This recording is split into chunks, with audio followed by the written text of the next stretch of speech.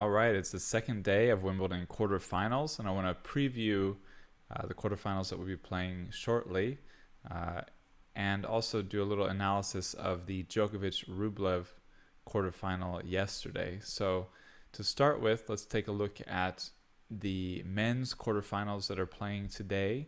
That will be Alcaraz versus Rune and Medvedev versus Eubanks. So, just sort of going over a short analysis of each of these and who I think will end up winning. Starting with Alcaraz Rune, I think the clear, obvious favorite that almost everybody is picking is Alcaraz. He's just considered to be a step above the rest. Alcaraz and Rune both still learning grass quite a bit. You know, they're both basically in their first real season of grass where they're doing well and getting used to the surface. Rune seems like he's struggled a little bit more to get past his opponents, his tougher opponents. Notably, that would be Dimitrov in the last round, and before that, Fokina in the round before. And there's a strong chance Fokina could have won that match if he had just not. Well, we know what he did. The underarm serve. It was just a total collapse. So you could say Rune is a bit lucky to be at this level, to be at this stage, the quarterfinals. He has an all-around game. This is what makes him dangerous on every surface, good on every surface, able to beat any kind of player. Like Alcaraz, like Djokovic and Nadal, he's got an all-around game. He can do everything. He can do what's needed to beat different opponents. So you have to give him a solid chance because he's got a total champion mentality. He comes out and fights for every match. The one weakness he's sort of shown in the past is his legs, his fitness sort of giving out on him deep into tough tournaments. And after the 5-set match against Fokina, a very tight 4-set match against Dimitrov, where Dimitrov really pushed him. I mean, Rune had bigger weapons in the end, but he had to win 2 tie breaks, and he had to get a break in the 4th to win the match. So you just feel like he's going to be a little short on leg power and energy and fitness when he goes up against Alcaraz. And what Alcaraz can do, of course, is he can get so many balls back. He can get so many balls back that other players can't get back. And he's going to be coming with the power, with his own attacking mindset.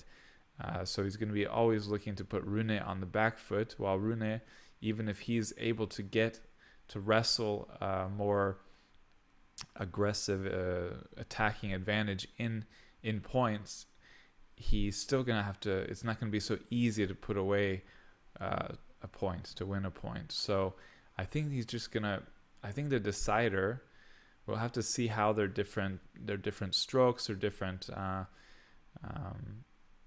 styles match up here on grass, because I don't think we've seen them play since the next gen finals, where they were the two players in the finals and Alcaraz just barely beat Rune.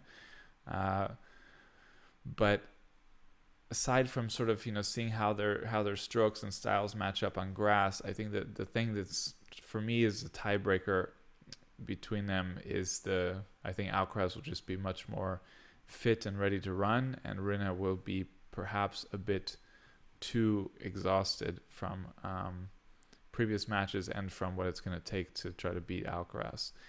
So switching to Daniil Medvedev and Christopher Eubanks, a very fun quarterfinal. A lot of people are very excited about. I think nobody knows. All the analysis I've seen, nobody knows really what's going to happen in this match. Eubanks has second most winners in. I forget the record now, but he's got perhaps the second most winners through 4 rounds in the Open era. I believe that was the stat. So he's absolutely going for it, hitting winners all day, every day, and that makes him dangerous against anybody. The thing that with Medvedev, who I've watched quite a bit in this tournament, is he's just so good at getting balls back and making players make another shot, and putting the ball deep, putting the ball in difficult spots. So it's not like he's just giving an easy ball. He's putting pressure on players to make their best shots. And with a player like Eubanks, who's going for winners, who's used to hitting a lot of winners, it's just the kind of thing that frustrates a player like that. I think the kind of thing that makes them start going for a little bit too much and makes them start missing, or perhaps wears him down. The question is, will Eubanks' power and skill be enough that he won't be getting difficult balls back from Medvedev like Medvedev gives back to everybody else? So I think this is the challenge here, is trying to determine if Eubanks will still be able to play his game of his winner attacking game, or if he will get enough pressure from Medvedev's defense that he starts missing too much.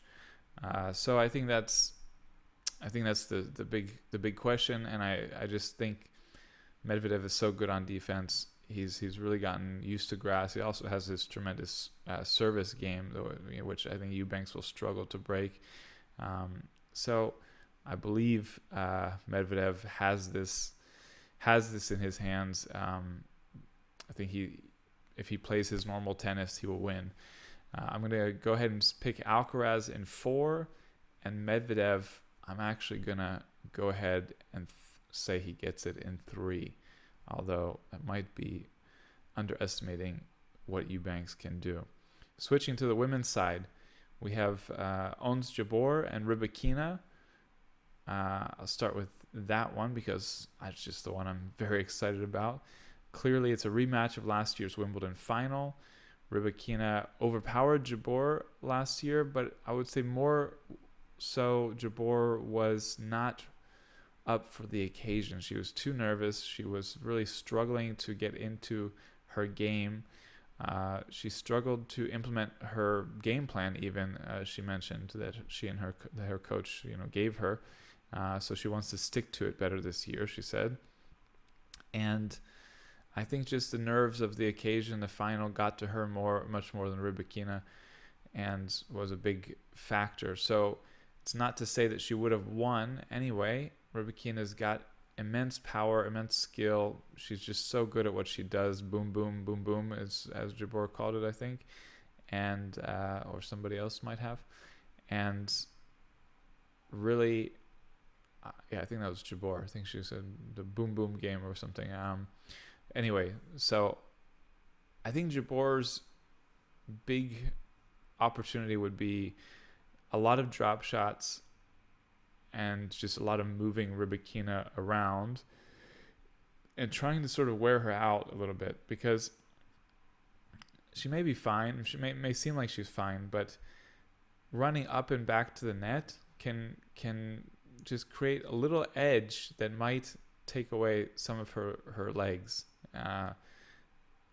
And even if you're losing, maybe at the end you can flip the script, change the story, and Rybakina will stop hitting such big shots, or stop making them as well as often. Might start hitting more errors. Jabeur is as clever as it gets, as good as it gets at moving the ball around the court, so she has the potential to do that. I still think Rybakina she plays her game so well, and it's so hard to defend against, that I think no matter who it is, if she's having a fine day, if she's not really having an off day, it's a bit too much probably. So I'm going to go with Rybakina. I'm going to give Jabeur a set, so call it 2. Rybakina wins in 3. And Madison Keys and Sabalenka, I think this is a more straightforward match even. Keys can hit anyone off the court when she's on. She can serve tremendously. She can hit great winners, but she doesn't stay on for long. She goes on and off. She misses. If it's an easy player, maybe she can stay on the whole time. But if it's someone who's very good getting the ball back, and also, well, let's just start with that, very good at getting the ball back, then she starts to overhit and starts to struggle with keeping the unforced error count down. Similarly, I don't think she's that great defensively. I think when she gets the power back at her, very good attacking play in any sort. I just don't think she's that great defensively and that great making shots out of position or on the move. So Sabalenka is definitely going to put her on her heels at times, or even much of the match, and I think it'll just be way too much for Madison Keys, and maybe Keys will start going for more to try to win points on her racket more, and that will just create more unforced errors, in my opinion. So I think Sabalenka will easily win this match in 2 sets. And that's my quarterfinal analysis and predictions for what's coming today. I just want to speak briefly about the Rublev-Djokovic match, which was yesterday, just to try to give a bit of an analysis on what I think happened. I was watching that whole match and commentating for Game to Love on YouTube, and there were several elements. So one is, I think Djokovic really had his worst service match of the tournament. He was not serving well. He was missing, not hitting the first serve in as much, not hitting it as precisely or as well.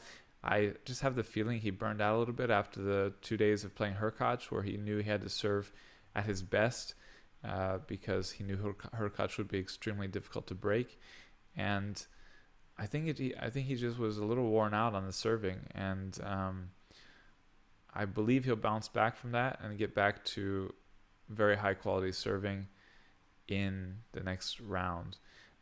Also, just his energy level in general seemed to dip a little bit. Rublev brings constant intensity, constant power. I think this is how he just wins so against so many players, is you can maybe battle with it for a while, but you can't win against it for a whole long match. And so Rublev got one set out of it early on, actually the first set, where Djokovic sort of started a little slow, as he often does, and he might have had more even. There were some very close ones, but the thing with Djokovic is just once he gets into the match and he starts getting into the rhythm and feeling the ball better, feeling the court better, he's just so ridiculously precise. Even when he starts picking up the amps, picking up the power, he's able to hit the court near the lines and into the corners and defend into very difficult, precise spots without too much air under the ball. And eventually, even a Rublev breaks down and can't keep up, can't overpower him, and can't stay on the attacking foot, and Djokovic starts. There were some points where even Rublev was attacking very strongly, and Djokovic was defending. Looks like kind of helpless kind of look that he gets when he's defending tremendously, and then with that tremendous defense was able to shift it around to offense and then take over the point.